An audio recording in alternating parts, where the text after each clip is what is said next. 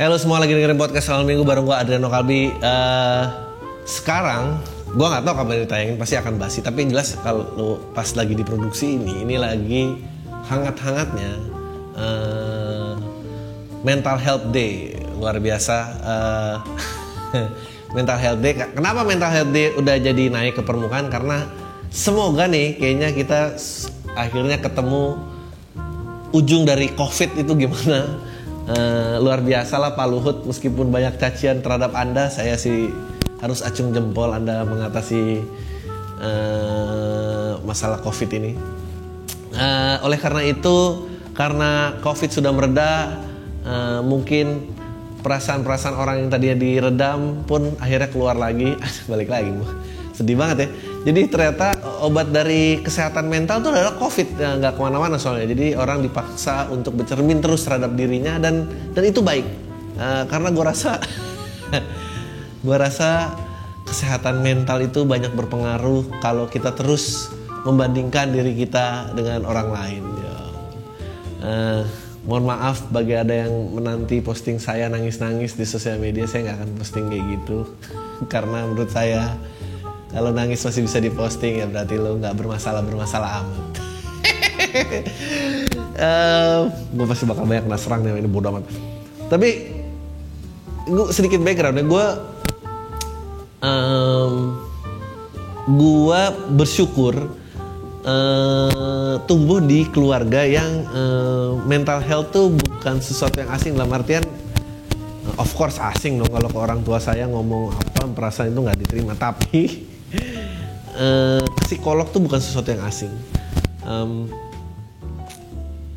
Karena memang menurut gue ya psikolog adalah dokter mentalnya, seperti dokter adalah yang mengobati kesehatan fisik lo gitu.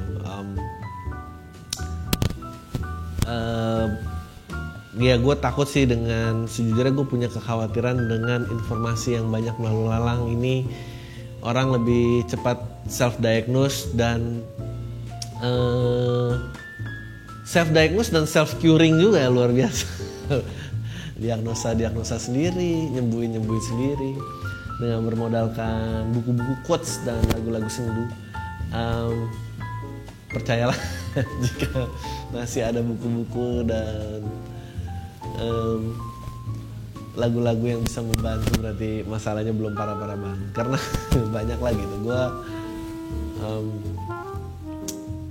ya ada yang di sini yang punya Amazon Prime nggak sih, itu tuh bagus banget tuh. Ada yang pernah dia ngebahas karakternya bipolar, dan itu pada saat dia bipolar tuh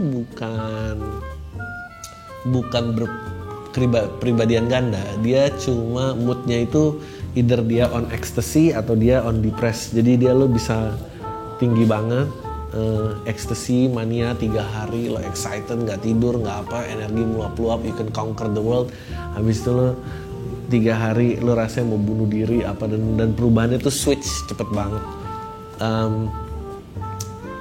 Nggak tahu ya, kalau yang gue kenal yang confirm bipolar sih nggak sempet ya, dia lagi turun gitu dan pengen selfie. Nah itu harus dibantu, itu ketidakstabilan hormon yang di otak gitu ya, dan ya mungkin punya jadwal yang teratur dan olahraga dan meditasi yang baik akan membantu. Tapi mungkin ada kasus yang parah yang lo sebetulnya butuh bantuan banyak.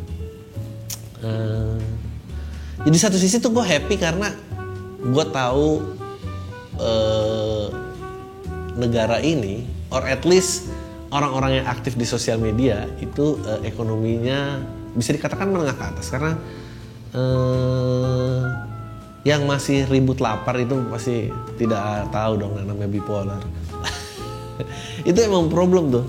Kayak kalau masih memperjuangkan makan, mental tuh masih nanti. Meaning kalau lo bisa mengutamakan kesehatan fisik dan mental, berarti lo di ekonomi yang lebih baik. Orang yang ke sekolah nyebrang sungai tidak perlu menggalakkan bike to work dong, karena fisik sudah terasah dengan sendirinya. Tidak ada, yang ada dia lagi nuntut gimana caranya bangun jembatan ke sekolah gitu dong, bukan berbagi jalur dan ribut-ribut antara pesepeda dan pengendara motor. Gue jadi inget foto yang viral pada saat ada sepeda motor mengacungkan jari tengah terhadap pesepeda. Lalu dibilang motornya nggak punya beradab.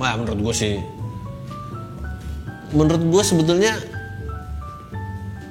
gue tuh agak setuju kayak kayak motor kalau ditabrak mobil itu pasti yang salah mobil. Gue tuh sebelum orang kaya aja. Jadi karena itu, kecuali ya yang dia kasih jari tengah itu pesepeda ontel semua, jualan kopi saset, oke lah.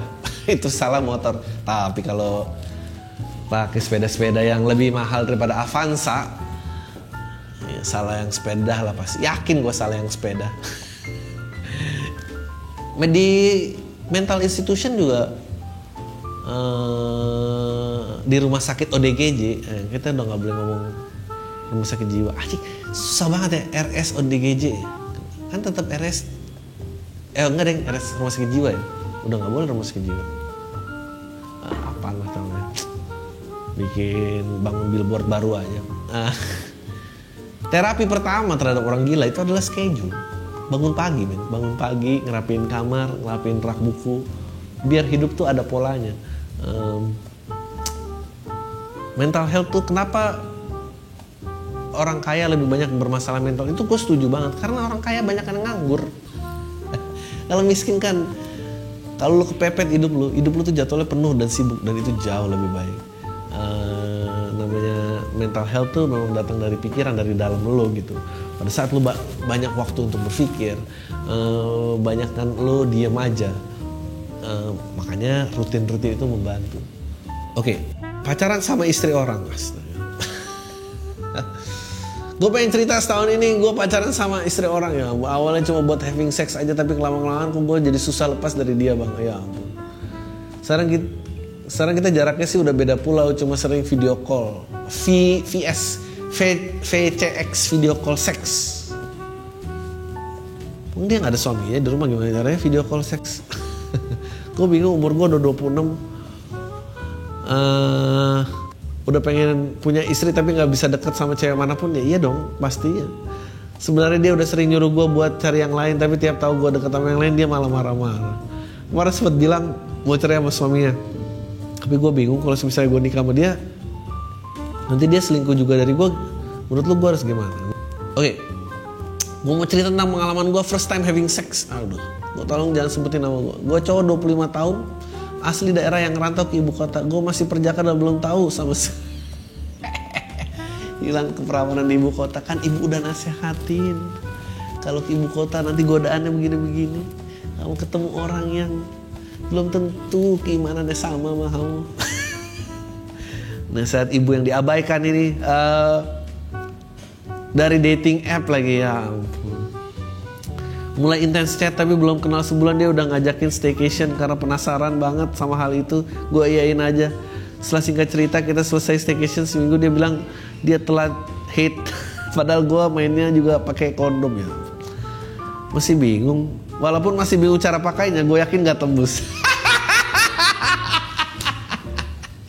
Orang tuh dongo-dongo banget. Sekarang gue tanya sama lo, sebetulnya apa yang membuat lo tidak bisa hidup sesuai yang lo inginkan? Dia bilang ibu gue sebetulnya, ibu gue dan abang gue katanya. Kalau tidak ada dua orang ini, mungkin gue juga sudah mengakui dan membiarkan diri gue jadi apa adanya. Meaning, tidak ada yang salah dengan orientasi dia. Yang berat itu karena dia terhalang, dia tidak sanggup kejujurannya dia mengecewakan orang lain. Oleh karena itu, dia harus menjadi orang lain. Gua rasa itu ada benarnya dengan bapak lo yang dibui, karena lo waktu itu melakukan itu hanya nggak mau bikin mereka kecewa. Mereka sudah berupaya, mereka berusaha mengerti. Lu nggak tega mengecewakan orang-orang ini gitu. Kalau saran gua, kalau memang lo begitu, hindarilah dunia promiscuous. Dunia promiscuous itu dunia yang gelap, yang tidak jelas. Misalnya dating app atau apa. Banyak kok teman-teman gue yang baik-baik. Maksudnya dari lingkungan sama-sama, level ekonomi yang sama, pendidikan sama, tapi tidak sembunyi-sembunyi gitu. Paling enggak semua keluarga yang terlibat itu mengerti dan paham gitu. Yang berat itu kalau lo promiscuous, kalau lo sembunyi-sembunyi, entar lo jadi selingkuhan orang, entar lo lewat aplikasi ini lo nggak ngerti, dan lo akan terbawa ke dunia yang makin gelap dan makin gelap. itu yang harus lu putus menurut gue. Ya kalau emang lu tidak sanggup berhubungan, ya semua orang kalau ditinggal kawin ya semua kecewa lah. Tapi gue nggak tahu ya, being hetero aja, bukan homoseksual, being hetero aja, aplikasi dating tuh banyak yang promiscuous, banyak yang gelap gitu.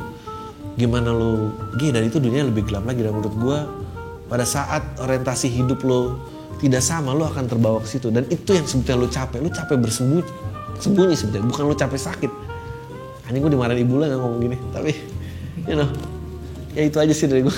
Tai lu semua deh.